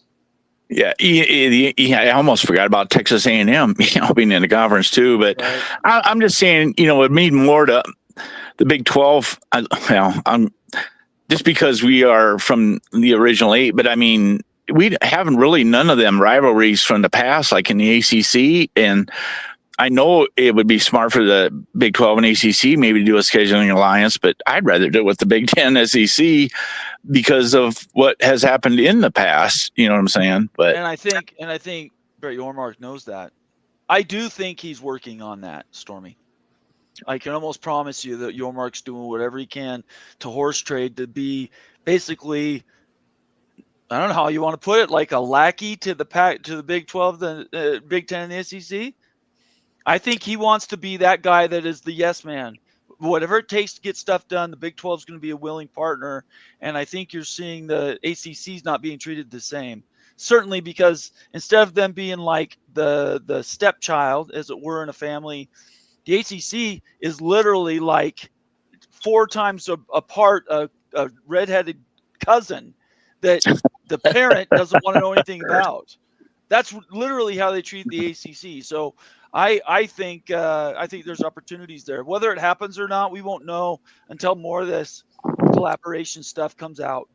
And I could also see the SEC, ACC, because doing a kind of a scheduling alliance because they know or they've been playing some of them teams, right. And the Big 10 and the Big 12 doing the same thing, in the reverse end of that. So that's all I got, and I appreciate your time and let me speak tonight. Thank you. Of course, it's great to see you, Stormy. Thank you for joining tonight. I'm going to clap you out. Have a great evening. We'll see you on Friday. Right. Yep. Nice guy. All right. Bye-bye. Have a good one. Oh, man, Stormy always brings the content. Thank you so much for joining Stormy tonight. We really appreciate it. I love your comments and feedback. All right, Jackson was patient, hung in there. People ahead of him, and he's just like, nope, I'm going to hang around. And I know I've got a story to tell, so now I get to join and tell the world what you're thinking. How you doing tonight, man? I'm doing pretty good tonight. Just staying busy, and every day I'm hustling, getting ready for football season to come back. Gentlemen, right. How you doing tonight? Nathan, I see you don't have your BYU hat on. Where'd it go? I forgot. I just sat down. Immaculate and I started talking, and I just forgot to put it on. I distracted him a little bit. No. It's my own fault. I was wrapped up in trying to get my Supra League presentation put together, so I wasn't thinking about my hat. Well, I let the Seattle Seahawks pull over. Yeah. No, it's Seahawks, NFL coming right up. Got to get anyways, we'll talk Seahawks some other day. What'd you think about giving us Ryan Grubb? We appreciate it. Oh, you can have him back. He was there for 5 minutes. You can have him back. He is not an NFL coach, but he was really good in Seattle up at UW. So I think it'll be better than your offense last year. I'll just tell you that. Go. So did you see the Super League presentation? Oh man, I haven't seen it yet. Okay, you missed it. You're gonna have to go back and watch it again. Oh, for sure.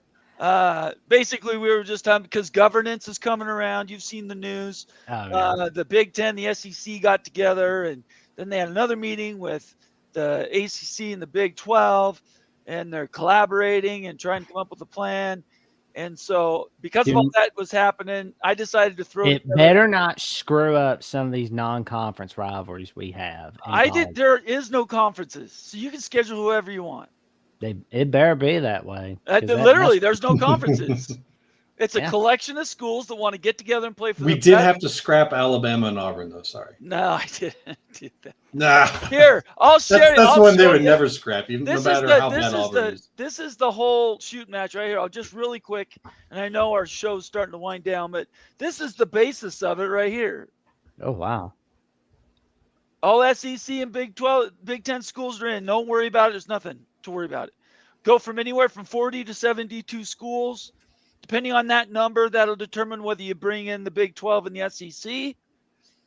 Then that number will dictate if you're able to bring in any of the G5 or independents or anything like that. The money is going to be handled on the back end between the broadcasters and the event, which I'm calling this Division I football. And there are minimum requirements to qualify. If you're not given all the max on contributions for profit share, if you're not spending a minimum amount in NIL, if your facilities aren't up to snuff, then you won't qualify for the league and you drop out. So there's other stuff. Talk about the playoff format again. No conferences, so no buys, no nothing.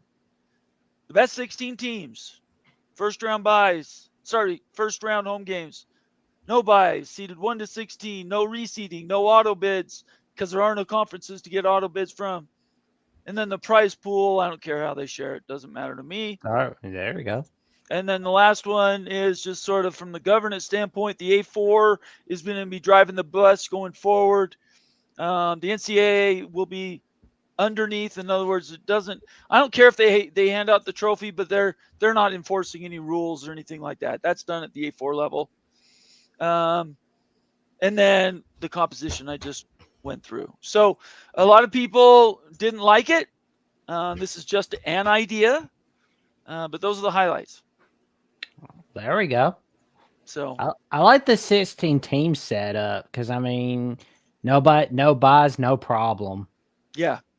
So there we go.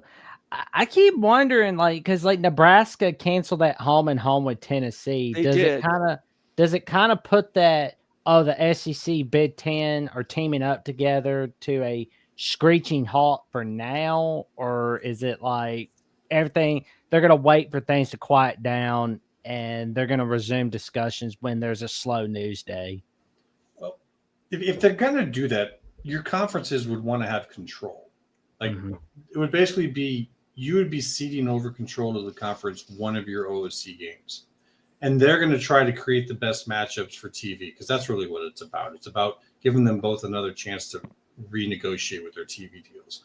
So I would probably say if they want to have a Nebraska against an SEC game, it's probably going to be against Missouri or Texas A&M, Oklahoma. It's not going to be Nebraska and Tennessee. I would say that Tennessee versus Ohio State game was pretty fire. That those crowds. I would say that's probably. So I enjoyed that game. If you're the conferences and you're thinking about doing this, you're trying to prime the right matchups, and I'd say Nebraska Tennessee is probably not that. So I don't think it means anything.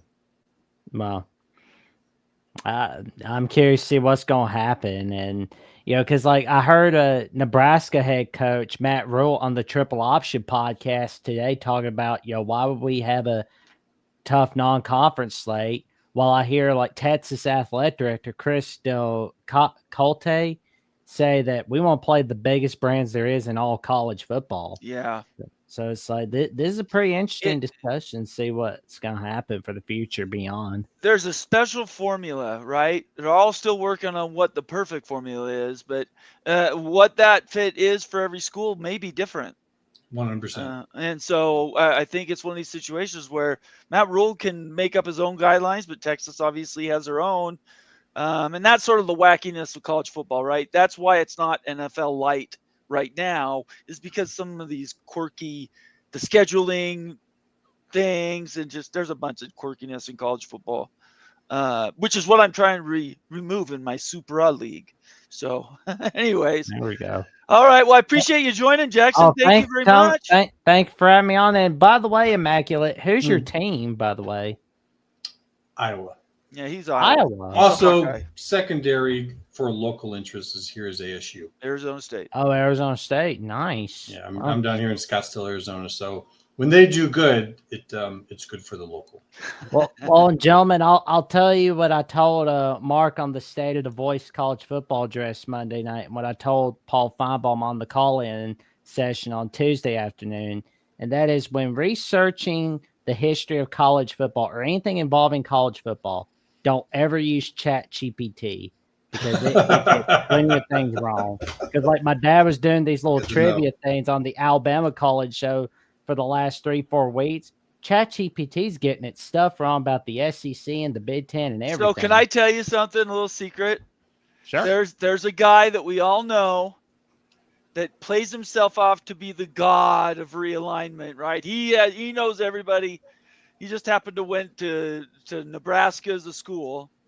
And he puts out these now long, like paragraphs long explanations of why college footballs are going a certain way and all this money and all that is generated by ChatGPT. I was able to replicate it just with a few prompts. So I'm just telling everybody out there, be very careful where you're taking your info from. I always note when I need help, right? There you go. The post I did today, I wrote long ways and it was painful, but you can usually tell there's little tells. They get tenses wrong. They'll put there and there. It'll be incorrect. So just pay attention to these people's posts. You can sort out the bad guys. All right, Jackson, I got to go. We'll see you later. All right, man. Let's get College Football Mafia to 5,000 subs, and Immaculate, let's get you to 5,000 followers on Twitter/X. Look at that. Thank you so much, Jackson. Appreciate it, though. Have a great night. We'll see you later. I love him. He's awesome. He's the hardest working kid I know in this business. Does he have his outside own show? of Drake, maybe. What's that? Does he have his own show? He's got a pretty good setup there. He works with Mark Rogers. Okay. He does stuff, Voice of College Football. I don't know if he represents Alabama, but I know he does stuff over there with them. Gotcha. I was going to say, that's a good setup he's got. And he's really good at what he does. He's super, super smart. So if you don't know who he is, Jackson, follow him. Follow him on Twitter. Guy's the smartest guy in the room in a lot of cases, and he will sort stuff out for you, I promise. If you have questions, he will give you answers. There's one I wanted to get in here. A couple comments first. Timothy Green says, Bomber, what you said about karma is true. He turned around and got a new membership, so I'm glad, Timothy, you got that back. It's great to see you there. Illini Ted said this earlier. Bomber started where many fail on Super League proposals. You make the P2 happy by keeping them intact. That wasn't an accident, Ted. I did that on purpose. If I could say something to that. Go ahead, really quick. Go ahead. I know there's certain trends for certain fan bases who are pro Super League and others who are not pro Super League. And those tend to fall along conference lines. I think you probably know who and where I'm talking about. And the unfortunate or fortunate truth, depending upon where you're sitting on that, is in order for it to happen, the P2 has to say yes. So that's something that has to happen. And for folks who are looking at trying to figure out ways to figure out how it could happen, that's what you got to do. And it's just kind of the unfortunate truth of it. And he's right. That's what you're looking at is how could you get them to possibly say yes? Because so far what I've seen and from their own reactions, there hasn't been something that's come forth that actually does that gets them to say yes. So that's good for you to look at how to do that. Steve Moser checking in, another valuable member of the Mafia family. Good to see you tonight, Steve, sorry. Why don't the Big Ten and SEC teams have minimum requirements in your model? I'll say it again. They do have minimum requirements. I'm assuming that they're already meeting them because they already have the money, they already have the facilities, and they already have the fan bases. Now, success might be something different, but they're already qualified. I can think of some, I hate to single, I can think of some A4 schools that in my model wouldn't immediately qualify because of certain things. I'll tell you this: Kansas 2 years ago wouldn't have qualified, and now they've rebuilt their football stadium. They're in the middle of doing that. And then they're doing other improvements at the basketball court. They're making huge additions to their campus. So, Steve, the measurement is there. Everybody would have to meet the minimum, but we all know they get the most money already. So if you said, oh, you're at 5,000, you need to be at 10,000 or something, they would spend the money and get to 10,000. They're never going to get left behind. In fact, I will say this: the reason I don't talk about the Big Ten and the SEC like they have to do anything is because we live in a P2 world, everybody. Let's just deal with the reality. Don't be angry about it. Put your foot in the ground and step forward and keep working with what is in your control. And catching up to the P2 is not on your bingo card. I'm sorry. The Big 12 schools, the ACC schools will never make as much money as the SEC and the Big 10 unless they join those conferences. Outside of a few bellwethers, Kansas, Florida State, Clemson, North Carolina. I think some of the future you might actually see creeping closer, but it's unpredictable at this point in time. We just have to see tough to see how that gap closes. It's gonna come. We're gonna have to see like what new sponsorship things happen, success stories.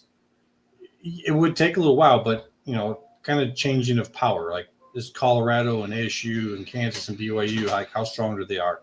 We'll see. But I guess I separate the two issues. The conferences catching enough money ever as the SEC and the Big Ten is not going to happen. As individual schools join in those conferences, that absolutely can happen. And also, Jackson he actually answered our questions there in chat. If you saw, I didn't. As far as what he does, I'm driving the Starship here, so I didn't. Gotcha. All right, we are done. We are at the end. I want to thank everybody. 2 hours. Welcome to and thank you for attending my TED Talk. If you're watching me on X, do me a huge favor. Jump over on my YouTube channel and subscribe. We're trying to get to 5,000 by the end of the year. We got a ways to go. So if you could help us out there, that would really appreciate it. If you're watching on YouTube, make sure you subscribe, hit that like button, help us out, and then consider becoming a member. Hit the what is it called? The notify button for both YouTube and Twitter. And that way, our notifications when we have tweets, we put out information, or when we have shows or special shorts that we put together. I'm going to give you one last second to say something, Immaculate.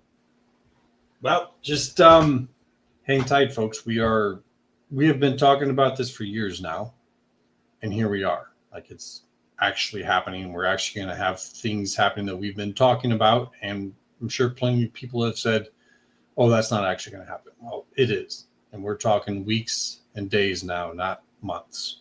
So hang tight. Watch the guys here. They are here quite often and can fill you in day to day as these things happen. I'm on X.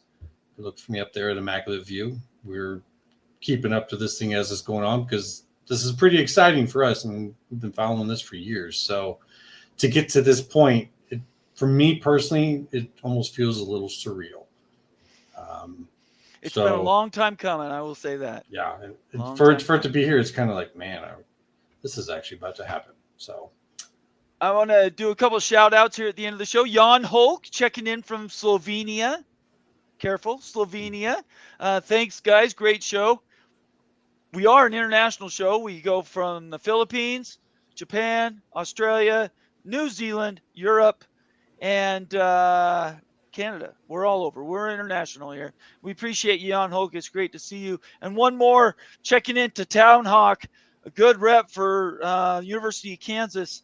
In any Super League, the end game will be either exclusion of dead weight, which we've talked about ad nauseum, or highly unequal revenue distribution.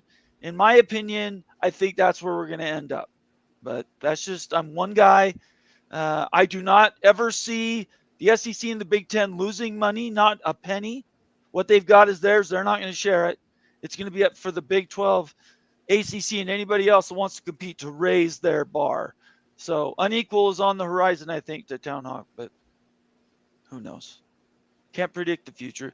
I appreciate everybody. This has been a lot of fun. I hope everybody had fun. Make sure you hit me up on X. Let me know how I did. Consider becoming a member and check us out. Our next show will be Friday night, 7 p.m. Eastern time. I will have Daniel Gygax sitting right here next to me. It'll be a lot of fun, and I'm really looking forward to that. So I hope everybody had a lot of fun tonight. Stay out of trouble. Thank you, Immaculate, for being here. This is a show, I think, a long time coming, to be honest, brother.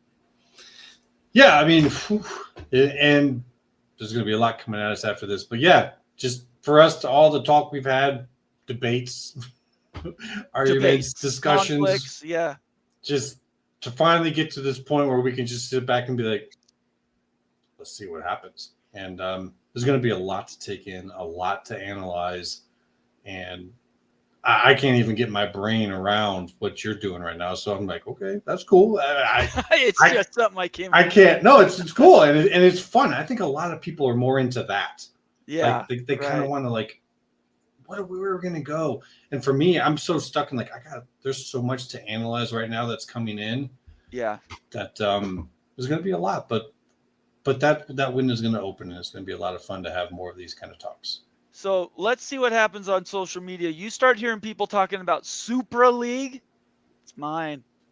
You're planting seeds. There are realignment guys who say they're gurus that will absolutely shout down every idea I presented tonight. They're not all flighty. So, all right, everybody, I appreciate you. Have a great night. We will see you Friday night, and stay out of trouble. Thank you, Immaculate. We'll see you later. Have a great night. Bye-bye. Peace.